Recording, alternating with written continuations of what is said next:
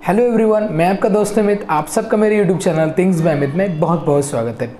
तो आज pharmaceutical industry में फार्मेसी स्टूडेंट तो डेफिनेटली यहाँ पे एलिजिबल रहते हैं और बहुत सारी पोस्ट रहते हैं जो गवर्नमेंट जॉब्स होते हैं, प्राइवेट जॉब्स होते हैं, इवन एकेडमिक्स में, मार्केटिंग में, क्लिनिकल रिसर्च जैसे जॉब्स होते हैं। सो आपको बहुत सारा जॉब अपॉर्चुनिटीज़ रहते हैं फार्मास्यूटिकल इंडस्ट्री के स्टूडेंट्स को।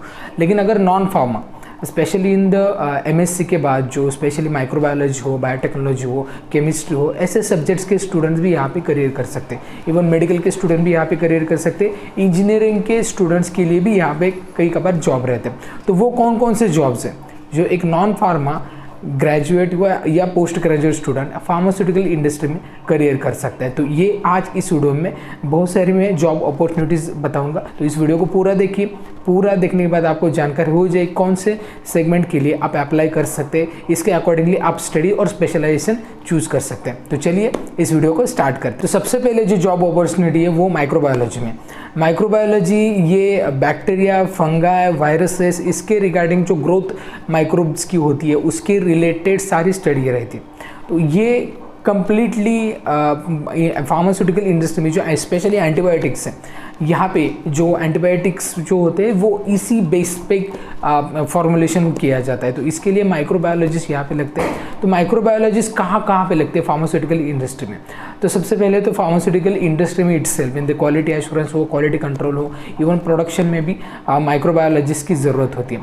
एंड रिसर्च डिपार्टमेंट जो इस एंटीबायोटिक के रिलेटेड कोई फॉर्मुलेशन बना रहे हो तो यहाँ पे रिसर्च डिपार्टमेंट में माइक्रोबायोलॉजिस्ट डेफिनेटली लगते हैं। अब इसके बाद कई बार फार्माको विजिलेंस या क्लिनिकल रिसर्च जैसे वेरियस जॉब में भी ये लग सकते हैं। तो डिपेंड है प्रोजेक्ट टू प्रोजेक्ट, कौन सा प्रोजेक्ट आ रहा है, कौन से मॉलिक्यूल पे हो रहा है, इस पे डिपेंड है। तो माइक्रोबायोलॉजिस्ट यहाँ पे भी अप्लाई कर सकते हैं। इसके बाद नेक्स्ट है कि बायोटेक्नोलॉजी। अब बायोटेक्नोलॉजी ये एक सब्जेक्ट है जो वर्सेटाइल है, जहाँ पे फूड इंडस्ट्री में आप काम कर सकते हैं, न्यूट्रास्यूटिकल इंडस्ट्री में आप काम कर सकते हैं, इवन इटसेल्फ बायोटेक्नोलॉजी इंडस्ट्री में आप काम कर सकते हैं, एंड फार्मास्यूटिकल इंडस्ट्री में आप काम कर सकते हैं।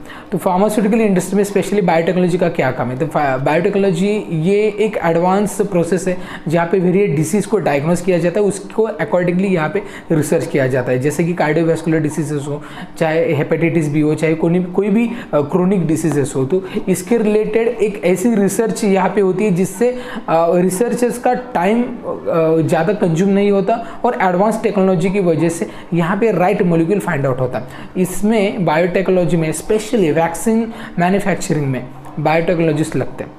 तो बायोटेक्नोलॉजिस्ट की कहाँ पे ज़रूरत होती है? वैक्सीन प्रोडक्शन में होती है, इवन रिसर्चेस में भी होती है। और आपको मालूम है वैक्सीन का अभी प्रोडक्शन इतना बढ़ गया और बहुत सारी कंपनीज अप्रूवल मिल भी गए हैं और there more companies are under pipeline, right. तो इसमें आपको जॉब अपॉर्चुनिटी बहुत सारी है वैक्सीन प्रिपरेशन में। इसके साथ जॉब अपॉर्चुनिटीज़ है जो मार्केटिंग जो रहती है, इसके वैक्सीन की जो कंपनीज होती है वो मार्केटिंग के लिए बायोटेक्नोलॉजी के स्टूडेंट मोस्टली लेते हैं, चाहे वो एज अ मेडिकल रिप्रेजेंटेटिव हो, चाहे वो प्रोडक्ट मैनेजमेंट टीम में हो। So both are everywhere there is biotechnology team needed. Biotechnology के स्टूडेंट्स यहाँ पे ज़्यादा प्रेफर करते हैं। साथ में आप क्लिनिकल रिसर्च के रिलेटेड डोमेन्स में भी काम कर सकते हैं। अब बात करते हैं केमिस्ट्री के बारे में। अब केमिस्ट्री ये एक अहम सब्जेक्ट है जहाँ पे सिंथेसिस, मॉलिक्यूल का फॉर्मुलेशन, मॉलिक्यूल का डिफाइन किया जाता है।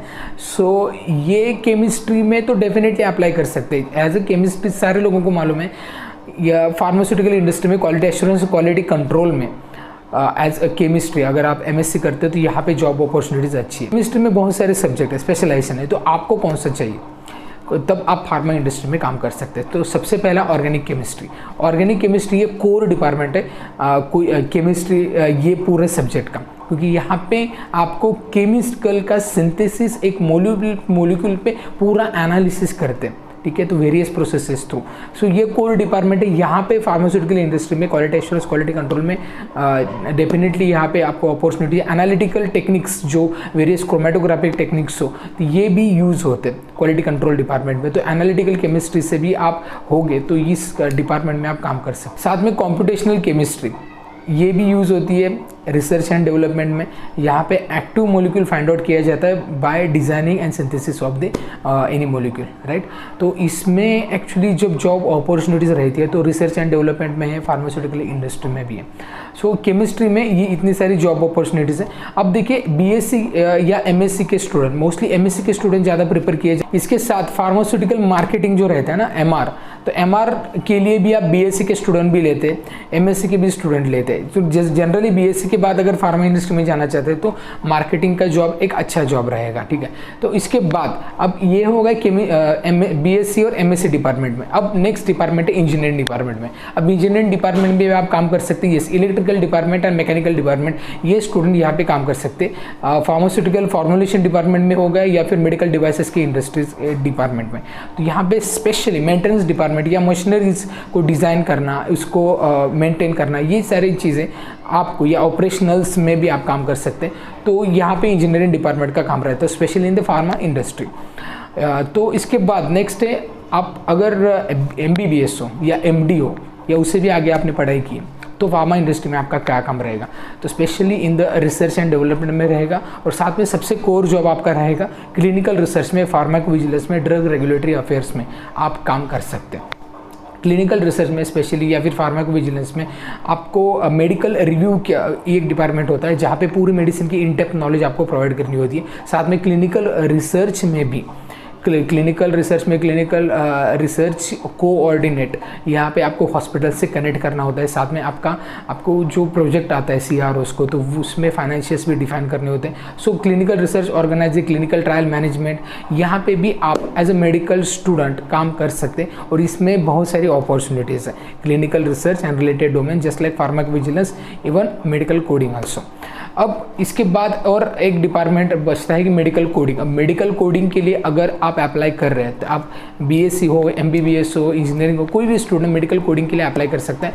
आपको थोड़ी कोडिंग सीखनी ज़रूरी है, मेडिकल डिक्शनरीज है ये आपको सीखनी ज़रूरी है। इसके बाद आप यहाँ पे भी अप्लाई कर सकते हैं। सो बाकी के जो जॉब अपॉर्चुनिटीज़ हैं, rest of the job opportunity ये फार्मा स्टूडेंट्स के लिए मोस्टली प्रेफर करते हैं, बट ये जो जॉब अपॉर्चुनिटीज़ बताएं मैंने, यहाँ पे नॉन फार्मा स्टूडेंट भी प्रेफर करते हैं। सो ये वीडियो में मैंने बताया कि किस तरीके से आप फार्मा इंडस्ट्री से नहीं है फिर भी फार्मा इंडस्ट्री में जॉब कर सकते हैं। सो कैसा लगा ये वीडियो, ये मुझे बताइए। वीडियो अच्छा लगता है तो, वीडियो का कंटेंट अच्छा लगता है ना, तो वीडियो को लाइक कीजिए, चैनल को सब्सक्राइब करना बिल्कुल मत भूलिए और ढेर सारे लोगों तक ये वीडियो शेयर कीजिए। तो इस वीडियो में इतना ही, मिलते हैं नेक्स्ट वीडियो में, तब तक बी हेल्दी, बी हैप्पी।